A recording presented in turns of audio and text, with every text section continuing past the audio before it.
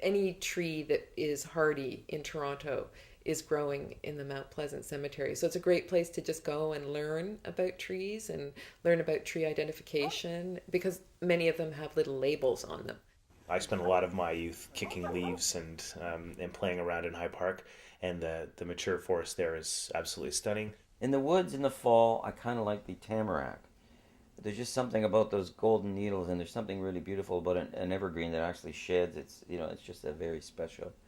But give me a good old, just a staghorn sumac. There's just something about them on a hillside that I really like as well.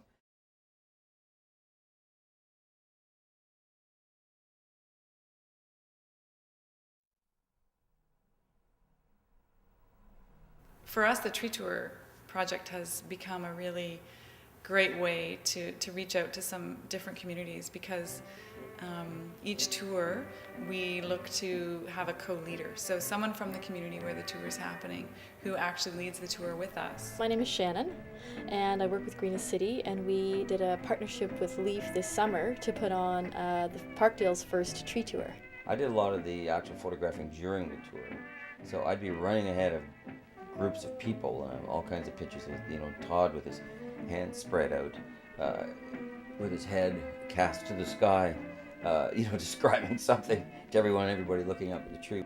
By looking at the trees and explaining, I don't know if they were talking about the root system, it was more visual and we could make a better connection that way. Like I said, it was an amazing experience for the youth to actually help plan the tour as well as speak on it, but they got all interested in trees, and they said, now when I walk down the street, I'm looking up and wondering about that tree. You realize that you're a part of a much broader constituency that's really keen on the trees of Toronto and hungry for stories about them. And I think that the kind of route through to people, the route of stories, is the way to go. My name is Shannon, and I'm going to make sure our local children at our local school have some trees to play under.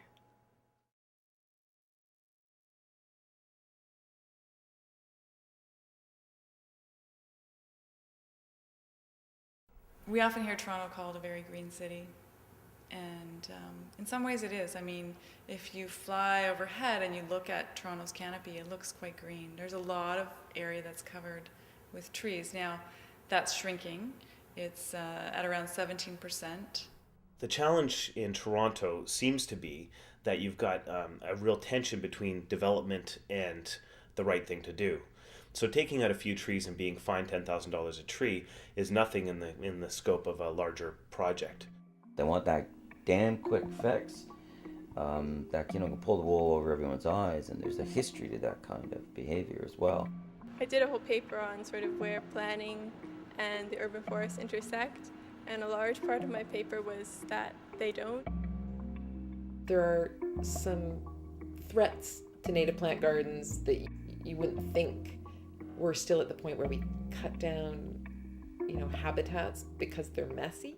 People want to protect the things that they own. So if you have a black walnut in your driveway and those walnuts are coming down on your car, I mean, you can kind of understand where they're coming from. But I don't think that they're taking the whole picture into perspective.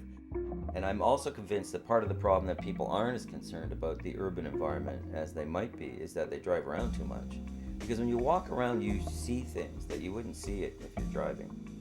When you do look up, you see a trunk and a big canopy from the tree, and you don't see anything that's happening below the ground. And usually the ground means either really hardened turf that's been beaten down by feet and cars, or just concrete. It is sad when you nonetheless see a tree planted, so obviously there's some effort and some thought and care to plant a tree, and then it's got this much earth. People can't possibly really imagine that because they literally don't see the roots.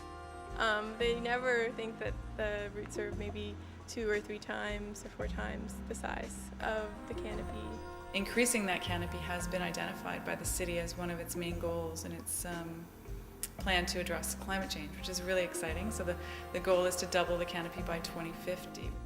The message has to get out a lot more about the need to water the trees on our boulevards and in front of our houses. I think of it as planting carrots You plant a tree, lasts 5 years, you take it out, plant another tree, and that's sort of what the city is doing now. I think if all of us took more of a sense of stewardship over that public resource, our urban forest would be a lot healthier. It's kind of hypocritical to say, well, let's plant, 40,000 trees this year, and meanwhile, we're not looking after what's already there. I'm Lorraine, and I'm going to write an article about the deficiency in Toronto's private tree bylaw.